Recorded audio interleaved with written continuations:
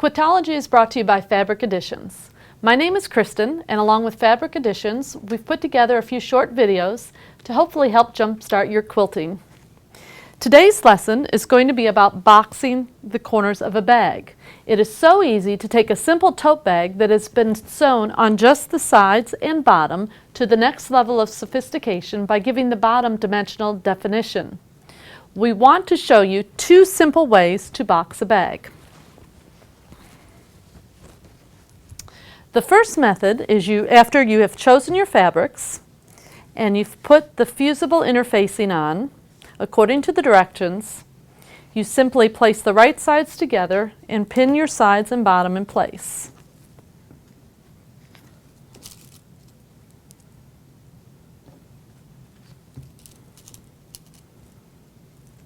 Once you've pinned it together, you'll take it to your machine and sew a 1/4 of an inch seam. Because we're sewing a purse, you'll want to make sure that you backstitch at the beginning and end so your threads don't become unraveled.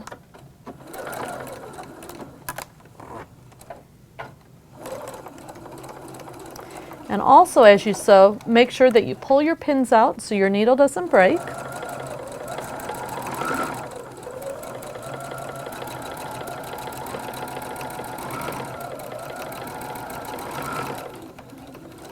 And once you get to the corner, we're going to do a pivot.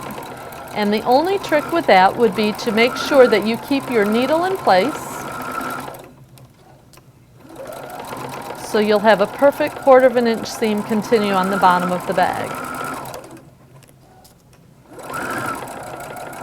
And to keep your needle down, if you don't have an automatic needle down, once you think you're about at a 1/4 of an inch, just simply take your hand wheel and roll it, lift your presser foot and tilt, and as you can see, I am not at a 1/4, so I'll just simply reverse back, do another couple stitches, keep my needle down, lift the presser foot up, and as you can see, my bottom matches perfectly with the 1/4 inch, and I'll just go in the next direction.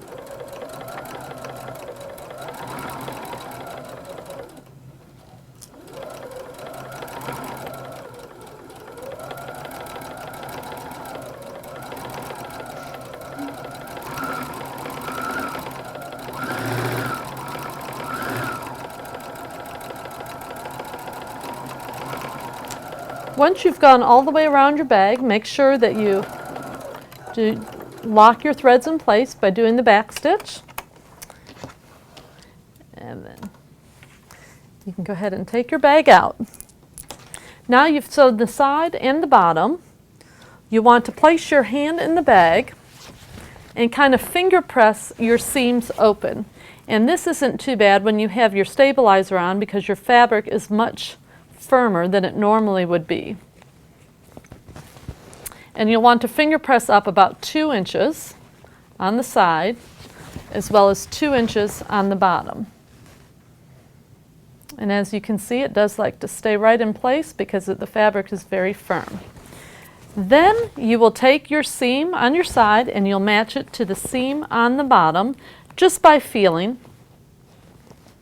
And once you feel you've got it matched in place, you can go ahead and take a pin and just kind of to hold it. Take your ruler and measure from your point up about 2 inches. And with just a pencil, just kind of give it a little mark. And I'll mark it on the other side as well. And then take your ruler and just connect the lines, and that will be your sewing line. Take it back over to your machine and stitch right on that line. I personally like to just using the hand wheel, put the needle right down in the line. Put your presser foot down. Remember to hold your threads so the threads don't knot. Stitch. Make sure you back stitch because you want to keep the corner in place.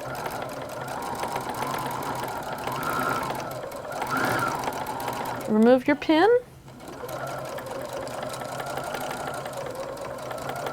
Once you get to the end, go ahead and back stitch again to lock your threads.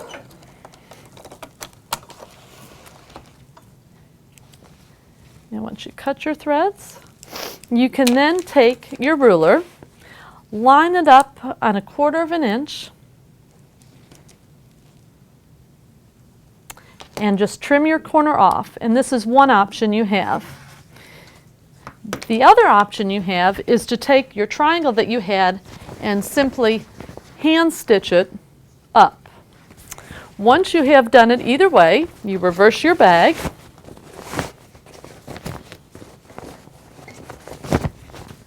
And you will see that you have some nice boxed corners, and it'll make your purse look like $1,000,000 because it will have some dimension. And this is one simple way. The next way is by taking the fabric that you've chosen with the fusible interfacing that's been pressed on, and taking your ruler and trimming a corner of 2 inches out of your bag. So you'll just measure 2 inches and trim, and you'll remove the 2 corner pieces. And just like the other bag, you'll take matching the right sides together, matching your edges, and go ahead and pin so it'll stay in place.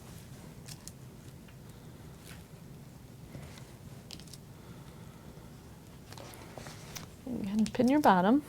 And this time what we're going to do is we're just going to stitch the side and the bottom. We're not going to pivot to go around that corner.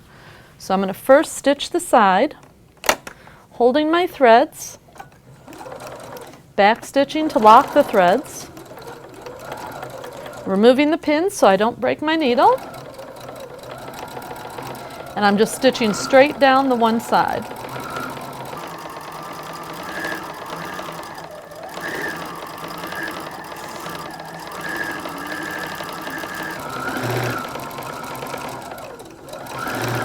Once you get to the end of the side, just make sure you back stitch again so you lock the threads.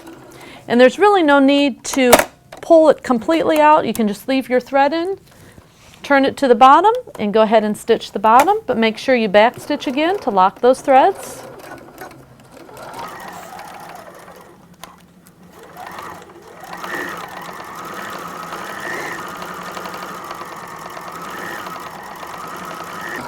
Once you get to the end, go ahead and back stitch to lock your threads in place so the bag won't come apart.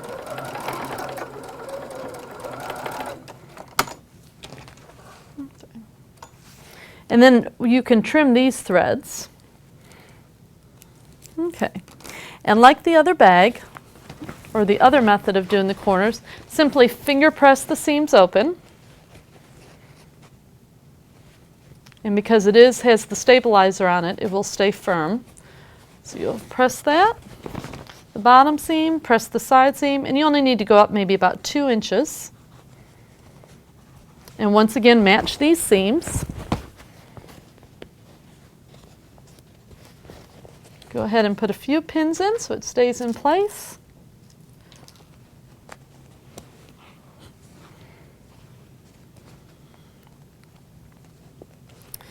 And this time you don't have to mark. You'll just take it back to your machine and stitch 1/4 inch. Hold your threads so they don't knot up. Back stitch to keep it all in place. Remove your pins so you don't break your needle. And make sure you keep your seam open so there's no bulk.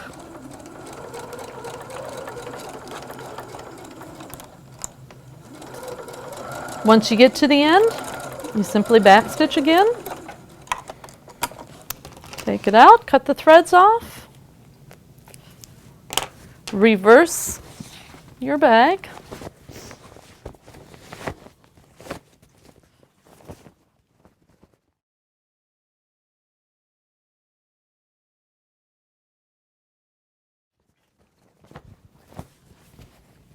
And as you can see, you have a perfectly boxed bag that'll make your new tote bags look like $1,000,000.